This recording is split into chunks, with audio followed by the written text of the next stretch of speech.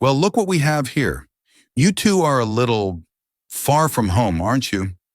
The words, slick with a saccharine poison, dripped from the gate agent's lips as she looked down her nose at the two boarding passes. In that single condescending question, she wasn't just asking about their origin city. She was questioning their very presence in the first-class line, their right to hold those tickets, their place in the world. She had no idea she wasn't just talking to two teenage girls. She was talking to the daughters of the man who could, with a single phone call, grind her entire airline to a halt. And he was about to do just that. The air in Chicago O'Hare's Terminal 3 was a familiar symphony of chaos. The squeal of luggage wheels on polished linoleum, the distant, garbled announcements of final boarding calls, the low hum of thousands of conversations blending into a single, anxious note. For 17-year-old twins Amara and Zoe Thorne, it was the sound of adventure. They stood in the priority boarding line for Stratus Airlines, Flight 11-7 to San Francisco, Gate K-12. A mixture of nervous excitement and teenage confidence radiated from them. They were identical in appearance, tall and graceful with intricate braids cascading over their shoulders, but their demeanors were worlds apart. Amara had a spark in her eye, a restless energy that made her tap her foot impatiently. She was the debater, the challenger, the one who met injustice head-on. Zoe was the observer. Her calm, analytical gaze took in everything, her mind quietly processing the world around her. She was the strategist, the voice of reason. Together, they were a formidable pair, on their way to present their award-winning robotics project at the prestigious National Youth Innovator Summit. Their father had insisted on first-class tickets. "You've earned the comfort," he'd said, his voice warm over the phone. "Focus on the summit, not on travel stress." The line shuffled forward. At the podium stood a woman in her late 40s. Her Stratus Airlines uniform was immaculate, but her expression was pinched, as if she'd been sucking on a lemon all morning. Her name tag read Brenda. She processed the passengers ahead of them with a mechanical, joyless efficiency. An elderly couple got a thin-lipped smile. A businessman in a tailored suit got a nod of deference. Then it was Amara and Zoe's turn. They stepped forward, placing their boarding passes and passports on the counter. Brenda didn't look at the documents at first. Her eyes raked over the two girls, a slow, deliberate appraisal that was instantly unsettling. It was a look they knew well, the look of surprise that morphed into suspicion. Then came the opening salvo, the sweet poison. "Well, look what we have here. You two are a little far from home, aren't you?" Amara's back stiffened. Zoe placed a subtle, calming hand on her sister's arm. "We're from Chicago," Zoe replied, her voice even and polite. "Our home is about 40 minutes from here." Brenda picked up one of the passports with two fingers, as if it were contaminated. She flicked it open, her eyes narrowing. "Thorne," she muttered, then looked at the first-class ticket. A small, disbelieving scoff escaped her lips. "Right. And where did you get these tickets, girls?" The girls was laced with condescension. Amara couldn't hold back. "Our father bought them, like everyone else here." Brenda's gaze snapped to Amara, cold and hard. "Watch your tone with me, young lady. I have to verify these things. We've had a lot of issues with fraudulent activity recently." She tapped at her keyboard with long acrylic nails, the clicking sound abnormally loud in the tense silence that had fallen between them.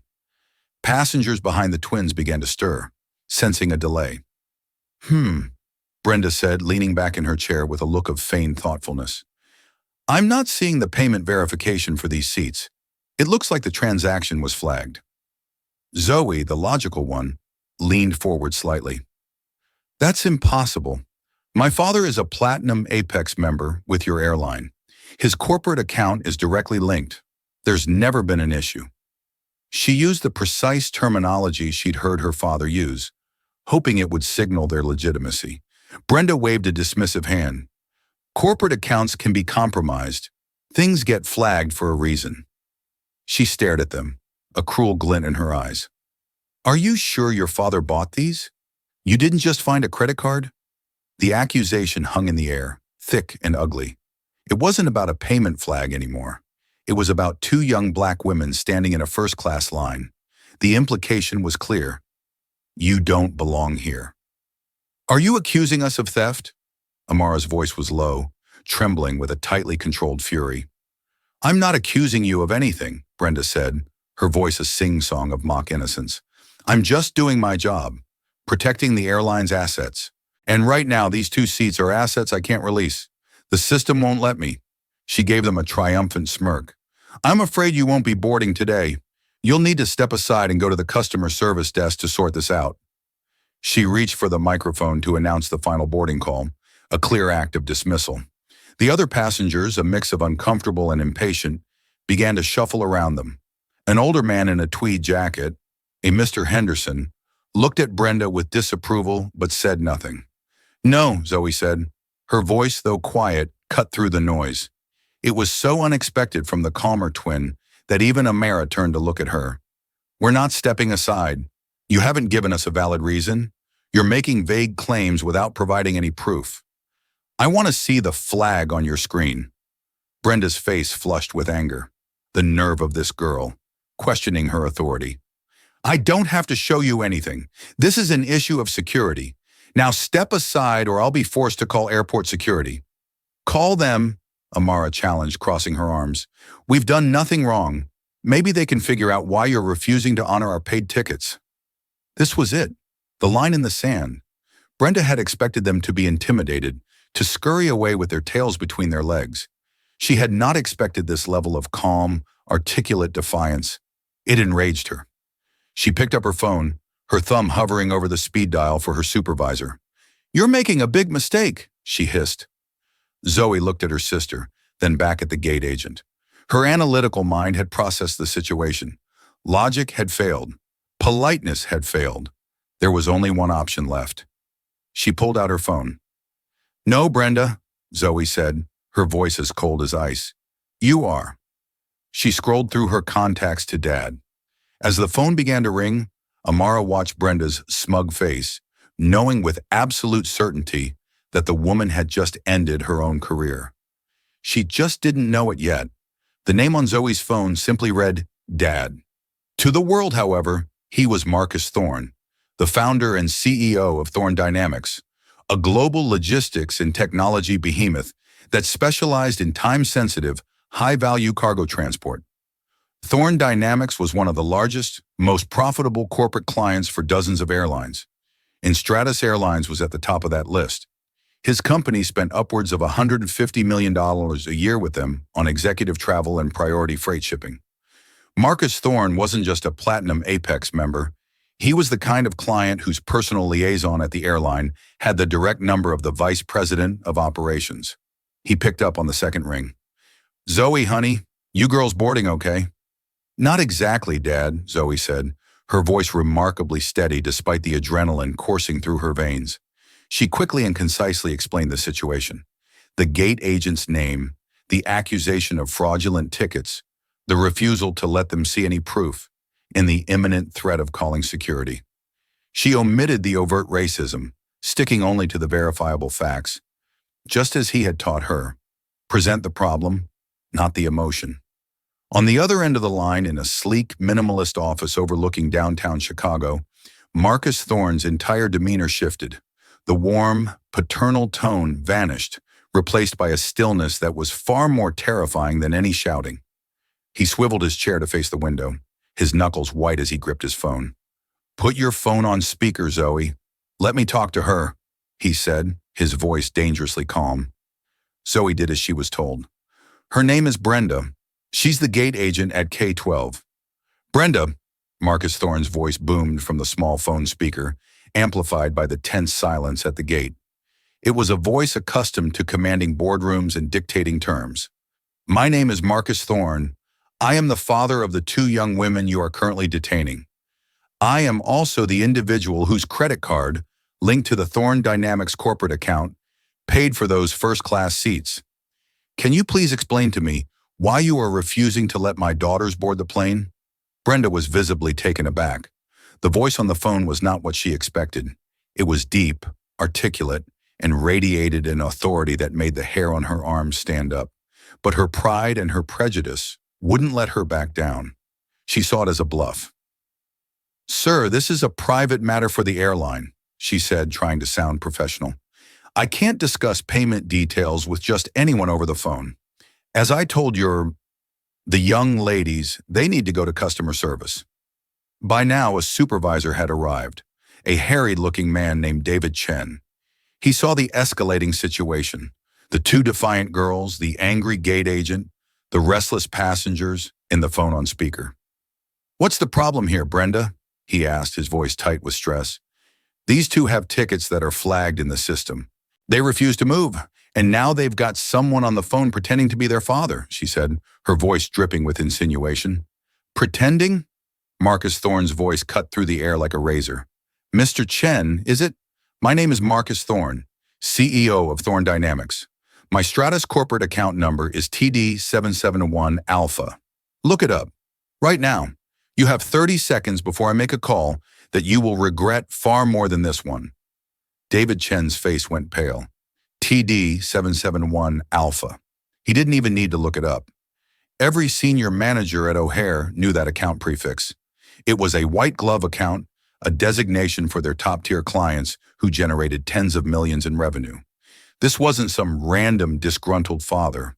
This was a 5-alarm fire. "Sir, Mr. Thorne, I do apologize," David stammered, grabbing the keyboard from Brenda. His fingers flew across the keys. Of course, there was no flag. The tickets were pristine, paid in full, linked to one of the most secure corporate accounts in their system. Brenda had lied, or more accurately, she had manifested a reality based on her own biases. "Brenda, what the hell are you talking about? These tickets are perfectly fine," David hissed at her under his breath. He turned his attention back to the podium. "My deepest apologies for the misunderstanding, girls. Please go ahead and board. We'll get your bags settled." He tried to offer a reassuring smile, but it looked more like a grimace. He gestured towards the jet bridge, but Amara didn't move. Zoe didn't move. They just looked at each other. The humiliation, the baseless accusation, the threat, it couldn't be erased by a hurried, insincere apology from a panicked manager. "No, thank you," Amara said, her voice ringing with newfound strength. "We no longer feel safe flying on your airline." Zoe added, "The flight crew has now been witness to your agent accusing us of fraud. We have been treated like criminals. We will not be boarding." She then spoke into the phone. "Dad, they're trying to rush us onto the plane now, but we don't want to go." Marcus Thorne had heard everything. The panicked backtrack, his daughter's refusal. He felt a surge of pride in their strength, followed by a cold, calculated rage. They had crossed a line that wasn't just about customer service. They had attacked his children. "All right, girls, step away from the gate. Go sit down somewhere comfortable. I'll handle this," he said. Then his tone shifted back to steel. "Mr. Chen, you have failed. You had an opportunity to de-escalate, and you failed. You backed an employee who was engaged in what is clearly discriminatory behavior. You are a liability to your company." Marcus hung up on Chen. He didn't shout. He didn't threaten any further. The time for talking to gate managers was over. He pressed a button on his console. "Caroline, get me Robert Walsh on his private line. Now." Robert Walsh was the CFO of Thorne Dynamics. "Robert," Marcus said when the call connected. "It's Marcus. Initiate Protocol Omega. Effective immediately. All contracts, freight and passenger, with Stratus Airlines are suspended. I want every single piece of Thorne cargo pulled from their planes, globally. I want every corporate booking for the next quarter canceled. Inform the board we are invoking the malfeasance clause in our service agreement, and get Isabel Reed on the line. Tell her we have a major discrimination case and to meet me at my office in an hour." Protocol Omega. It was a contingency plan designed for catastrophic partner failure, a plane crash, a massive data breach, or an act of gross corporate negligence. It had never been used before. It was a corporate nuclear option. Within minutes, an email blasted from Thorne Dynamics headquarters to the Stratus Airlines C-suite and their global logistics hubs. The subject line was stark: immediate suspension of all Thorne Dynamics services. At Gate K-12, David Chen was still trying to coax the twins into boarding. At the same moment, his work phone buzzed violently in his pocket. A red flag alert from corporate. He looked at it, and the blood drained from his face. It was a notification to all O'Hare ground operations. Cease all loading of Thorn Dynamics cargo. Offload any and all TD designated containers from Stratos aircraft immediately. Flight 1107 to San Francisco, the very plane Amara and Zoe were supposed to be on, had several of those containers in its belly. It couldn't take off. No Stratus flight carrying Thorn cargo could. The cascade had begun. Brenda, watching her manager's face turn to a mask of sheer horror, finally began to understand that she hadn't just made a mistake. She had lit a fuse. The implementation of Protocol Omega was brutally efficient. Thorn Dynamics was a logistics company at its core. They moved things with ruthless precision, and that precision was now weaponized against Stratus Airlines. On the tarmac at O'Hare, a ground crew supervisor for Stratus, a man named Mike, received the alert on his handheld terminal. He stared at it in disbelief. Offload TD cargo from 1107? We're 10 minutes from pushback. He radioed the pilot. The pilot, confused and annoyed, radioed the tower. The tower, seeing the official alert from Stratus Corporate, had no choice but to deny clearance. Flight 1107 was stuck at the gate. The same scene played out in rapid succession across the country and the world. In Frankfurt, a 747 cargo plane, 80% filled with Thorn Dynamics biopharmaceutical shipments, was grounded. In Hong Kong, a massive shipment of microprocessors was halted on the loading belt. In Newark, 3 separate domestic flights were delayed as baggage handlers scrambled to find and remove the specific, high-priority TD containers from their holds. The system was grinding to a halt. Stratus's primary revenue stream wasn't just passengers. It was high-margin corporate cargo, like the kind Thorn Dynamics provided. Pulling that cargo didn't just delay flights, it ripped a hole in the day's projected revenue. Each grounded plane was a geyser of lost money, fuel wasted, crew hours burned, landing slots missed, and passenger connections broken. Back at Gate K-12, the passengers of Flight 1107 were growing mutinous. The initial 10-minute delay became 30, then an hour. The pilot's voice came over the intercom, strained and vague. Ladies and gentlemen, we are experiencing an unforeseen logistical issue with the cargo manifest. We have no timetable for departure at this moment. Meanwhile, Amara and Zoe had found a quiet seating area away from the gate. The adrenaline was wearing off, replaced by a strange sense of calm disbelief. Zoe was tracking the Stratus stock price on her phone. Amara was watching the chaos at their former gate unfold. Brenda had been whisked away by a stone-faced David Chen. The new gate agents were fielding a barrage of angry questions.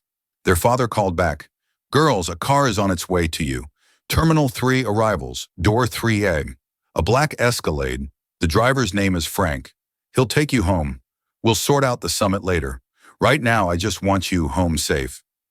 His voice was warm again. The paternal tone returned. "What did you do, Dad?" Amara asked, a hint of awe in her voice. "I did what was necessary," he said simply. "This isn't about a flight anymore. This is about respect. Now get some rest. I'll see you at home tonight." As they made their way to the arrivals level, another man approached them tentatively. It was Mr. Henderson, the older man in the tweed jacket from the boarding line. "Excuse me, young ladies," he said, his voice kind. "I saw what happened up there. It was disgraceful, utterly disgraceful. I recorded some of it on my phone. The part where she accused you of stealing and threatened to call security." He held up his phone. "I don't want to intrude, but if you need a witness, if you need proof, I have it." Zoe and Amara exchanged a look. "Thank you, sir." "Thank you very much," Zoe said, her voice filled with genuine gratitude. "Could you perhaps send that to me?" Mr. Henderson nodded. "Of course. And for what it's worth, you handled yourselves with more grace than any adult I know." As they got into the waiting Escalade, Zoe's phone buzzed with the incoming video file. It was 2 minutes long, shaky, but the audio was crystal clear. Brenda's sneering voice, her baseless accusations, Amara's defiant response, their own calm requests. It was damning. Zoe forwarded the video to one contact, Isabel Reed, their father's lawyer, with the subject line, "Evidence." The chaos at Stratus Airlines was just beginning. In the corporate headquarters, panic had set in. The CEO of Stratus, a silver-haired man named Richard Brown, was in an emergency meeting with his executive board. "What do you mean he pulled everything?" Brown roared. "Over a single customer service complaint? That's insane." "It wasn't a single complaint, Richard," the VP of North American Operations said, his face ashen. "It was Marcus Thorne's daughters. They were subjected to, and I'm quoting our own panicked station manager, a flagrant and aggressive act of racial profiling by a gate agent. We denied them boarding. Thorne called. We fumbled the response, and he dropped the hammer." "How bad is it?" Brown asked, dreading the answer. "As of right now," the CFO chimed in, looking at a tablet, "we have 47 flights grounded or experiencing severe delays directly related to the Thorne offload order. Our estimated losses for the next 24 hours alone are ticking past $8 million. The ripple effects on our international connections will push that to well over 20 million by morning. And that's before we even calculate the long-term loss of the Thorne Dynamics contract, which is worth, I remind you, over 150 million annually." A junior PR executive timidly raised her hand. "Sir, there's another problem. A video of the incident at the gate is starting to circulate on Twitter. The hashtag #YasherStratos shutdown is picking up steam." Richard Brown sank into his chair, the color draining from his face. This wasn't a logistical problem anymore. It was a full-blown company-killing catastrophe. And it all started with one employee, Brenda, at Gate K-12, who decided 2 young black girls in first class was a sight she simply couldn't tolerate. The dominoes were falling, and they were picking up speed. The video Mr. Henderson had taken was the spark that lit the wildfire. Initially posted with a simple caption, "Disgusting behavior by Stratus Airlines staff at ORD today." It began its life humbly, a few dozen retweets, 100 likes. But the internet has a way of finding its focus. Someone recognized the Thorne name. A tech blogger connected the dots between the viral video and the sudden, mysterious grounding of Stratus flights. Within 3 hours, the hashtag Stratus shutdown wasn't just trending, it was the #1 topic worldwide.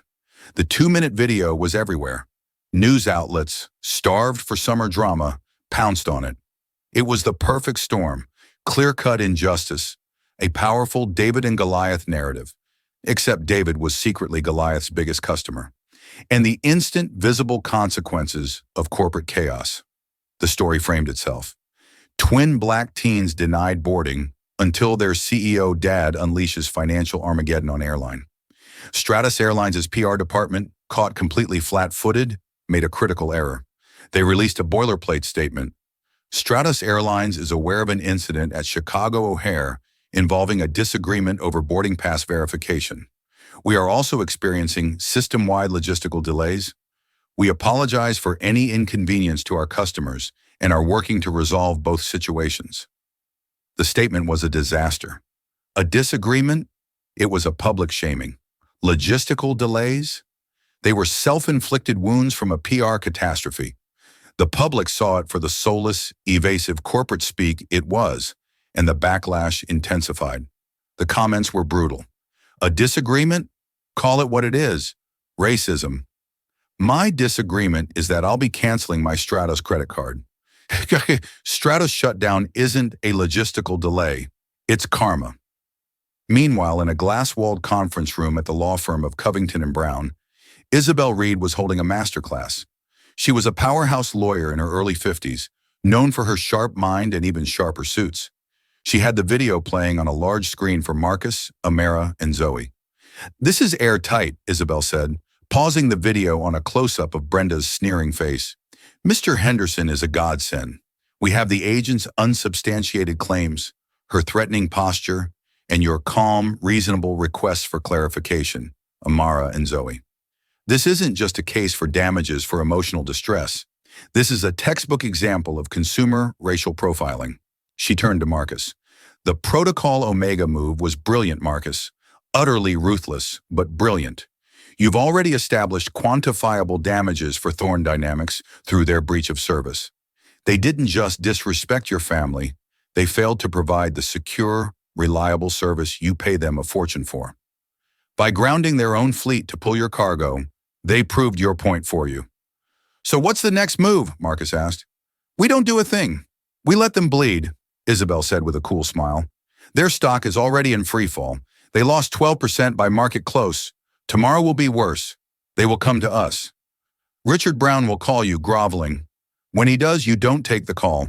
You refer him to me. We are in a position of absolute power. We will dictate the terms of their surrender. She then looked at Amara and Zoe with genuine admiration. You two, you missed your summit, and I am truly sorry for that. But what you've done today will be taught in the business schools and law schools for years.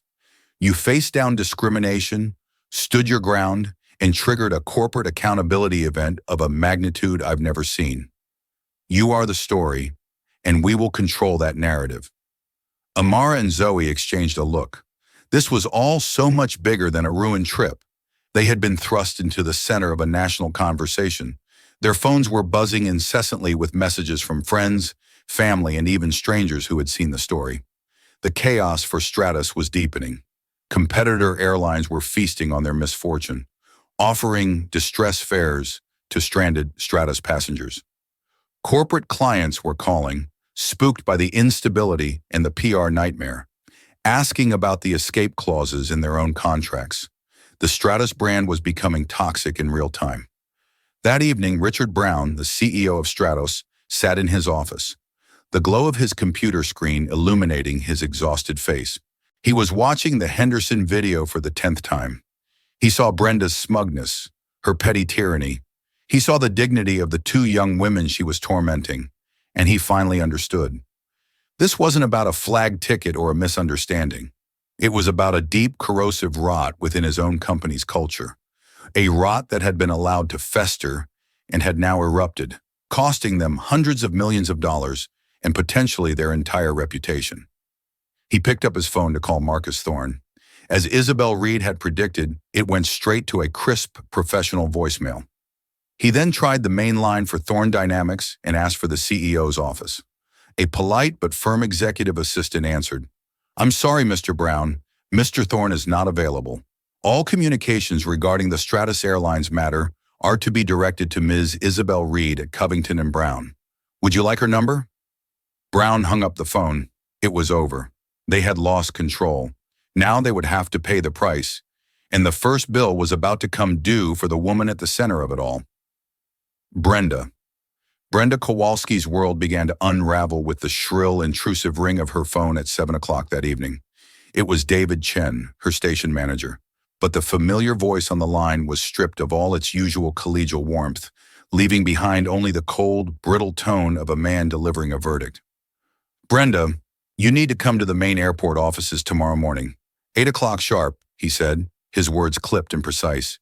"You'll be meeting with Sarah Jensen from corporate HR. Don't go to the terminal. Don't go to your usual post. And I strongly advise you to bring your union representative." The words corporate HR and union representative landed like stones in her stomach. "My union rep? David, what is all this?" she asked, a defensive tremor in her voice. "It was a simple verification issue. They can't possibly be taking this seriously. They were just two kids with a massive attitude problem, trying to game the system." A long, weary sigh traveled through the phone, a sound heavy with a day's worth of corporate hell. "Brenda, this is not a simple issue. This is the only issue. The only thing anyone from here to headquarters is talking about. Just be there. And I'm telling you as a courtesy, not as your manager anymore. Say nothing to anyone. Don't post a single word on Facebook. Don't talk to your friends about it. Just show up at 8. Before she could protest further, the line went dead, leaving an echoing silence. She spent a torturous, sleepless night locked in a torment of her own making. Her mind cycled furiously through a Rolodex of emotions. Righteous indignation at being questioned, simmering resentment towards the Thorne girls for their calm, privileged defiance, and a creeping, terrifying dread that began to seep into the cracks of her confidence. She endlessly replayed the scene in her mind, editing it, recasting herself as the diligent protector of company policy, a lone bulwark against fraud. It looked suspicious, she told herself, clutching her pillow. I was just doing my job. They were the ones who escalated it. But in the quiet, suffocating darkness of her bedroom, the logic frayed. She couldn't escape the memory of Zoe's chillingly calm stare, nor the sound of Marcus Thorne's voice, a voice that didn't shout but resonated with an absolute world-breaking authority she had never encountered. Driven by a gnawing anxiety, she opened her laptop. She typed Stratus Airlines into the search bar. The screen flooded with headlines that made the air leave her lungs. Nyasha Stratus shutdown, the viral video, and then the stock chart, a cliff dive of epic proportions. She watched the 2-minute video, her own face twisted in a smug, condescending sneer that she didn't even recognize. She scrolled through the comments, thousands of them, a torrent of digital vitriol aimed directly at the anonymous gate agent. At her. The next morning, while numbly stirring her coffee, the final confirmation of her doom flickered to life on the national morning news. There she was, a still frame from Mr. Henderson's video, broadcast in high definition to millions, her face the official portrait of corporate racism. The chyron beneath it read, "Airline in crisis. Gate agent's confrontation sparks billion-dollar firestorm." Her name wasn't used, but it didn't matter. Her career was over. She was now infamous. The meeting with HR was as clinical and brutal as an autopsy. The conference room was a sterile, soulless box on the corporate campus, a place far removed from the bustling energy of the terminal. Seated at the table were 2 HR executives, including the formidable Sarah Jensen and Brenda's union rep, a perpetually exhausted man named Gary, who already looked defeated. He'd seen the video. He knew this wasn't a salvageable situation. Sarah Jensen did not ask for Brenda's side of the story. She began with a cold formality. "Ms. Kowalski, we have conducted a full review of the incident at Gate K-12 yesterday. We have the sworn statement from your direct supervisor, Mr. Chen.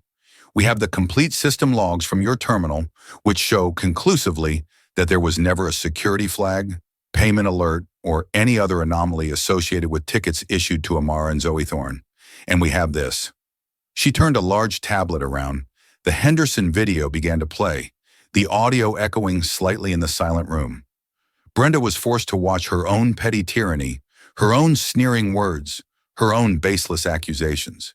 She stared at her hands, her face burning with a shame so profound it felt like a physical illness. When the video ended, Sarah spoke. "Your actions were in direct violation of Stratus Airlines' Employee Code of Conduct, specifically Sections 4, 7, and 11, which govern customer treatment, our zero-tolerance non-discrimination policy, and ethical conduct. You falsified a reason for denying boarding to paying customers. You engaged in discriminatory behavior. You made defamatory accusations. Your actions have resulted in what is, without any exaggeration, the single most damaging and costly incident in the 50-year history of this company." On the table between them lay a printout of the Stratos stock performance over the last 24 hours. Sarah tapped it with a pen. "This is you, Ms. Kowalski." Gary, the union rep, cleared his throat and made a feeble attempt. "Sarah, Brenda is a 15-year employee with a previously clean record.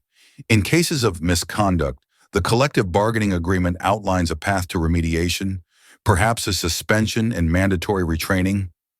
Sarah Jensen cut him off with a swift, dismissive slice of her hand. "Gary, stop. The collective bargaining agreement does not cover conduct that results in nearly $1 billion of lost market capitalization. The damage is catastrophic. We have lost our largest corporate freight partner. We are facing a lawsuit that will, in all likelihood, run into 9 figures. There is no retraining for this. There is only severance." And that was it.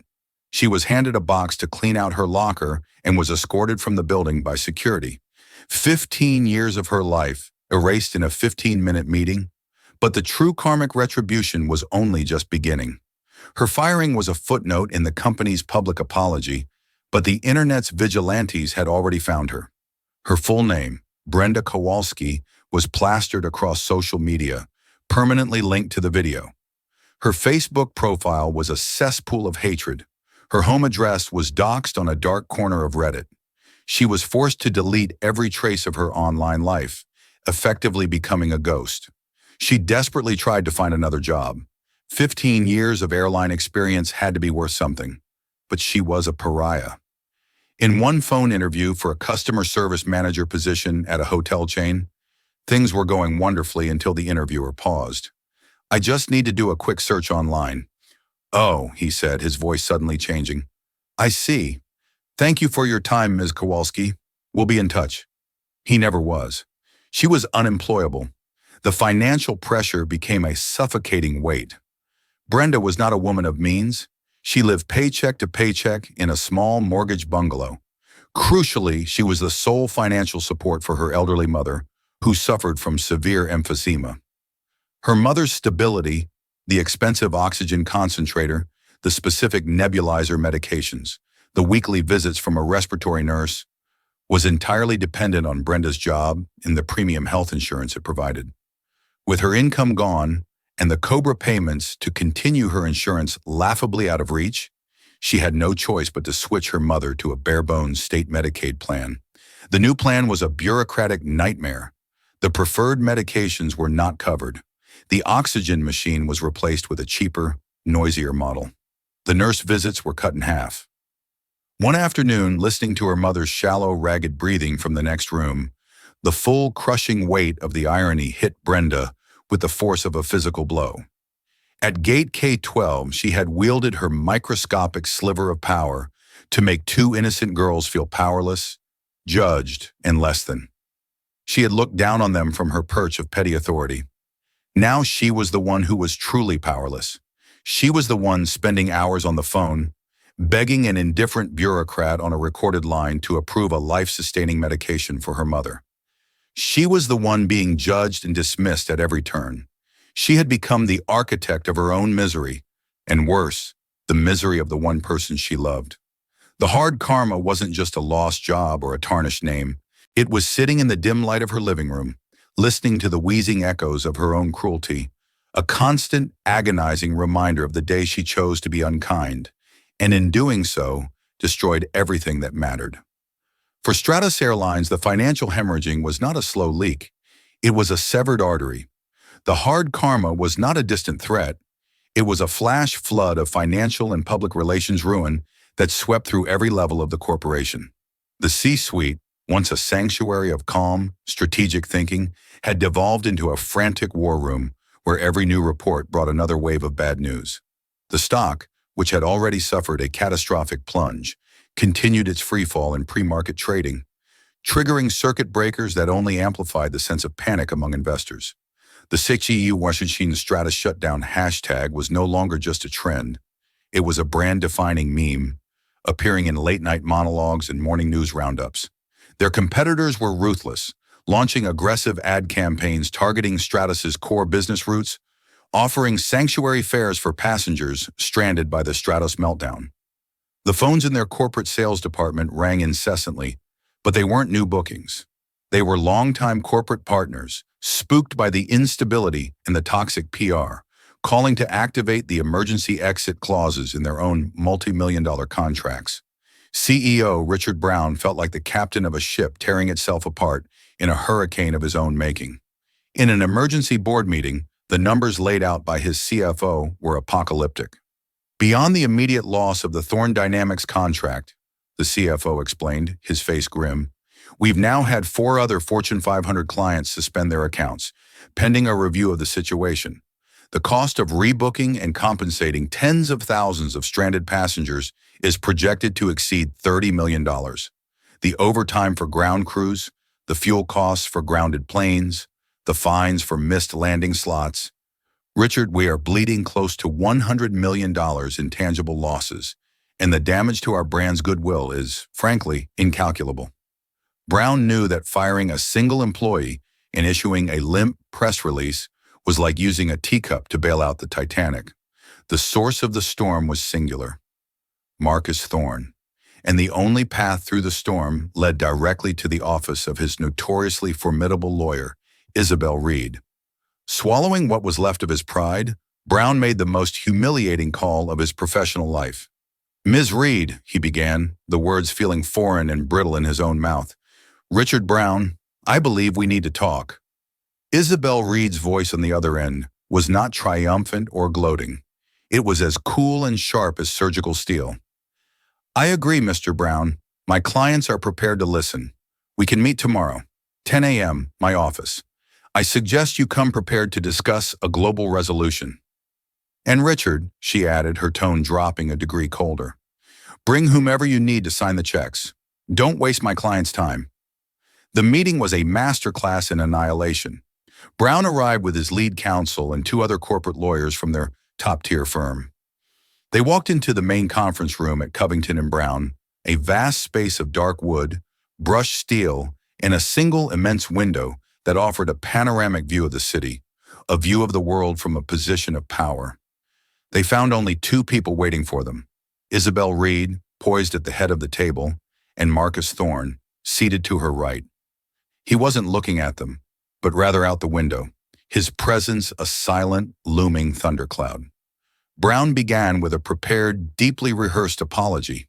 He spoke of his profound and personal regret, of the systemic reviews already underway, of his shame that such an incident could happen under his leadership. He sounded earnest, broken.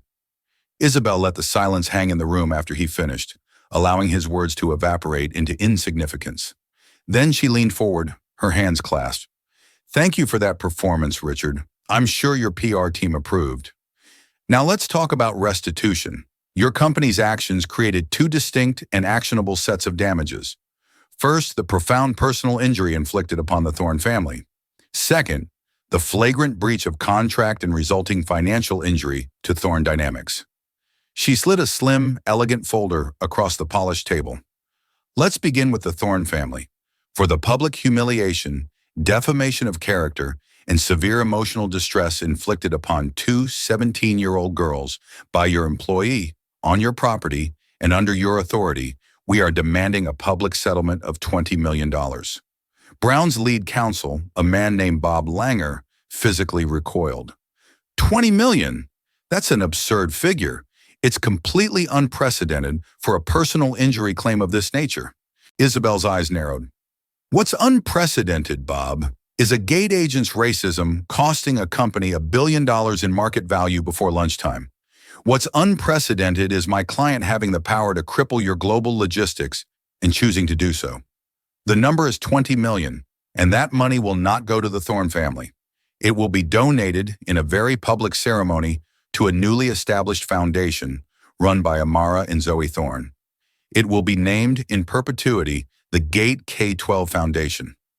Its charter will be twofold: to provide STEM education scholarships for underprivileged minority girls and to fund a legal action group that combats and litigates cases of consumer racial profiling. Your money will be used to ensure what you did to the Thorne girls never happens to anyone else. It is a non-negotiable term. Marcus Thorne finally turned his gaze from the window, his eyes locking onto Brown's. There was no anger in them, only an unnerving calm. You will fund your own atonement, he stated. It was not a suggestion. Isabel slid a second, thicker folder across the table. Next, Thorne Dynamics. Your Platinum Apex corporate contract contains a specific service guarantee of secure, reliable, and unimpeded transport. Your agent's actions and your management's subsequent failure to immediately rectify them constituted gross negligence, thereby triggering the malfeasance and penalty clause. The direct cost to your airline in the first 72 hours, a figure we have independently calculated using public flight data, cargo manifests, and market analysis, was approximately $54 million. The direct cost to Thorne Dynamics for securing alternate, last-minute transport for time-critical shipments with your competitors was $12 million. The damage to our supply chain reliability and partner confidence is, of course, harder to quantify, but we are confident a jury would see it as being worth north of $100 million. She paused, letting the colossal figure settle in the suffocatingly quiet room. However, in the interest of a swift resolution, we will settle the corporate claim for a one-time payment of $75 million. You will also issue a formal, public letter of apology addressed to Thorne Dynamics, admitting your security protocols and service guarantees failed, and of course, our contract will be terminated, effective immediately, with no penalties to our side. This is punitive, one of the other lawyers muttered. It's extortion. No, Marcus Thorne corrected him, his voice cutting through the tension. This is accountability. This is the bill for your company's arrogance. Consider yourselves lucky. If we took this to a jury, with that video as Exhibit A, your stock would hit zero before the closing arguments. This settlement is you saving what's left of your airline." Brown looked at Langer, his lead counsel, who stared down at the table, offering no defense. There was none to offer. They were outmaneuvered, outclassed, and utterly defeated. "There is one final set of terms," Isabel said, her voice dropping as she went in for the kill. "This is not just about money. This is about institutional change. You will hire an independent external auditor, selected from a list we provide, to conduct a comprehensive, top-to-bottom review of your company's hiring, training, promotion, and complaint resolution practices. You will implement a zero-tolerance policy on discrimination, and the consequences will be clear, public, and immediate. You will implement mandatory quarterly bias and de-escalation training for every single customer-facing employee. This training will not be an internal HR video. It will be designed and administered by an external civil rights advocacy firm of our choosing."